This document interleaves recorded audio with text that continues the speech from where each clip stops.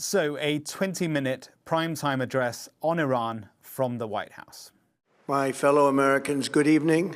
The evening time slot, the backdrop, a speech carried by all the TV networks at the request of the White House.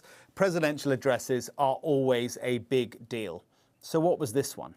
Tonight I want to provide an update. Well, to be honest, it felt a little bit like a rundown of all the things he's been saying and posting on social media for days now. I can say tonight that we are on track to complete all of America's military objectives shortly, very shortly. We're going to hit them extremely hard over the next 2 to 3 weeks. It actually felt like the sort of speech that you might expect a president to give at the beginning of a conflict, not 30 days into it.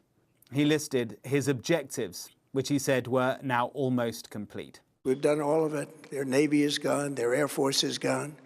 Their missiles are just about used up or beaten.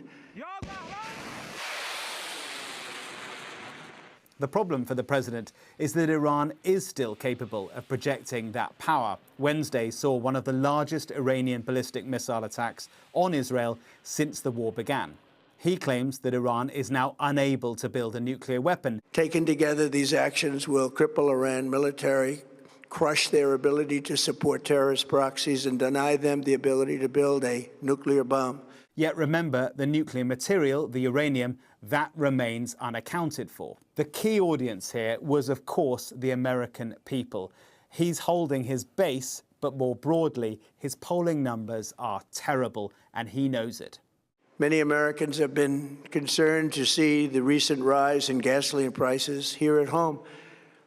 This short-term increase has been entirely the result of the Iranian regime. The United States imports almost no oil through the Hormuz Strait and won't be taking any in the future. We don't need it. We haven't needed it, and we don't need it.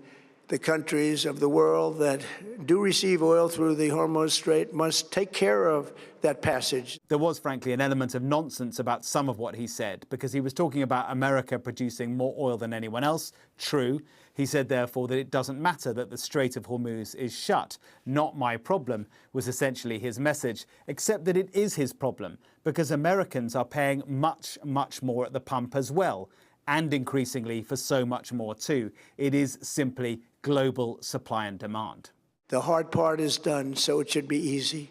And in any event, when this conflict is over, the Strait will open up naturally. It'll just open up naturally. And by the way, as he spoke, Asian stock markets tumbled and oil prices soared again.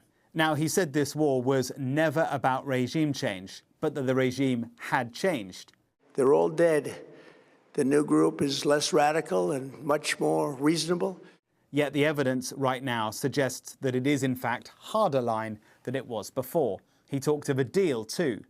Yet if during this period of time no deal is made, we have our eyes on key targets.